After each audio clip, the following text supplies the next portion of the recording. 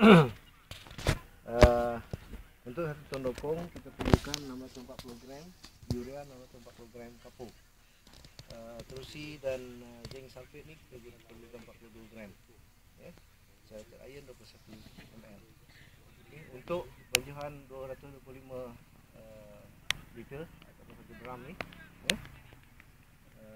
kita perlukan 8 kilo dan 10 kilo kapur. Begitu juga urea 8 dan 10 kilo.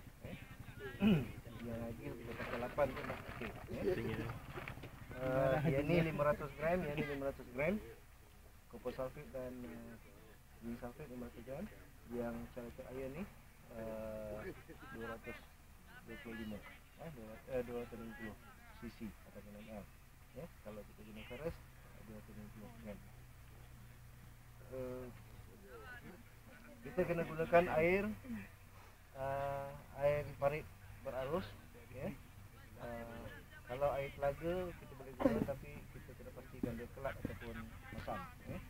Kalau air kelak dan masam kita elakkan guna, sebab dia bertindak balas lain. Begitu juga kalau guna racun, kita jangan gunakan air kelak dan air payau. Kita boleh gunakan air payau dengan air masin dan itulah kalau dia. Tapi kalau di darat ni air payau, air masam, air kelak, air masam. Dia tengok kalau air tu jangan gunakan untuk guna racun dan lagi.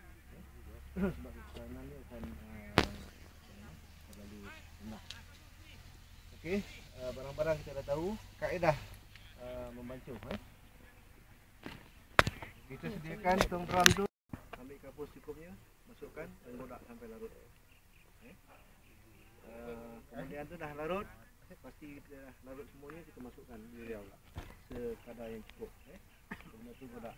Ataupun urea ni kita nak larutkan dalam bekas asing pun boleh, dah pasti larut, masukkan balik. Masukkan campur dengan kapur. Tapi yang pasti urea ni mudah larut. Kita masukkan tu, kadang tak kacau pun dia larut, tapi kita perlu kacau sebab untuk dia sebati. Kalau tak nanti dia tak sebati. Selepas dua bahan ni kita dah bancuh, kita bancuh yang tiga ni. Yang tiga ni kita dulukan dengan copper sulfate yang biru. Secukupnya. Bancuh asing, larutkan asing, jangan terus masuk sebab dia susah sikit untuk larut. Jadi kita larutkan asing. Dah kita kacau, dah larut, tuang. Kalau ada bakinya kita larutkan dulu, jangan terus tuang dalam tu. Selepas ini baru kita masukkan zinc. Dalam keadaan yang sama juga, kita larutkan di tempat asing. Lepas tu masukkan dalam campuran yang dah tiga bahan tadi. Akhirnya baru kita masukkan cair air untuk beres tadi. Jangan kita masukkan ini dulu. Satu tidak balas yang berlainan akan berlaku.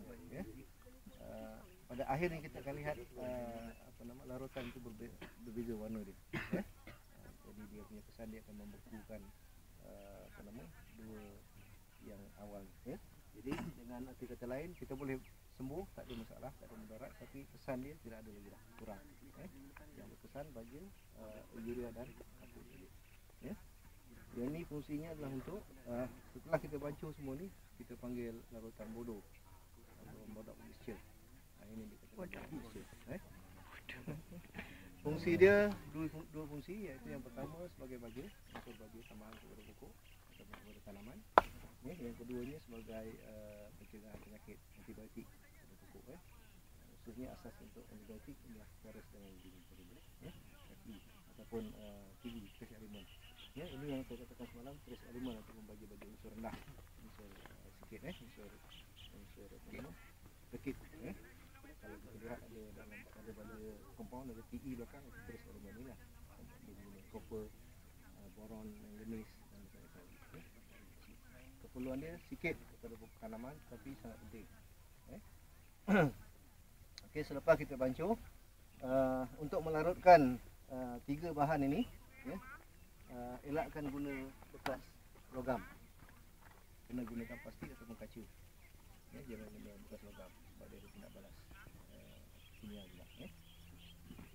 Okey, selepas dah bancuh, kalau kita gunakan power spray ni, pastikan pada tong ni satu orang yang kerja menggodak saja sampai habis dan sampai mesin dia berhenti dia godak.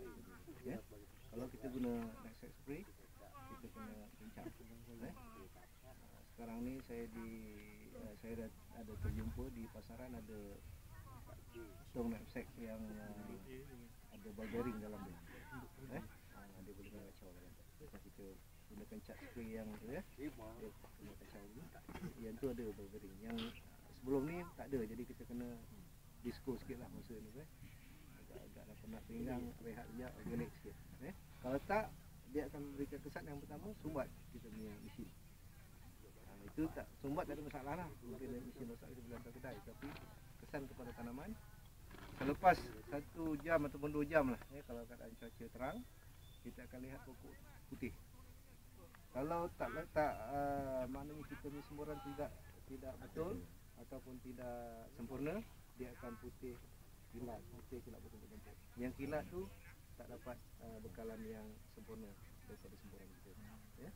Yang tu sewajarnya beberapa hari kena ulang kalau perlu. Dia tengok pada perkembangan pokok. Jadi yang pastinya pastikan benda tu dikacau.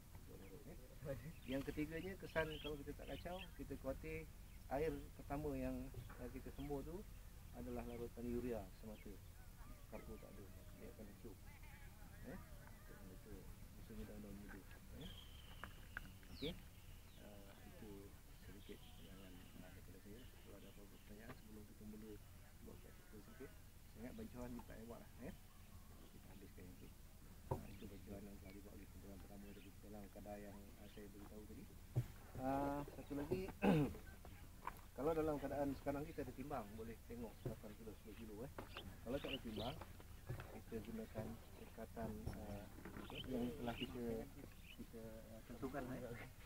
Kalau ini baldi 4 galen, dia ada 4 galen, 3 galen, 2 galen. Ada baldi kecil ni 1 galen. Baldi ni boleh boleh memuatkan kalau satu ni penuh 8 kilo kapur. Jadi kita gunakan sekat 1 kilogram 1 baldi kapur. Dan urea 8 kilo setengah lebih sikit. Jadi kita boleh gunakan panduan asas dulu, tak payah pergi timbang.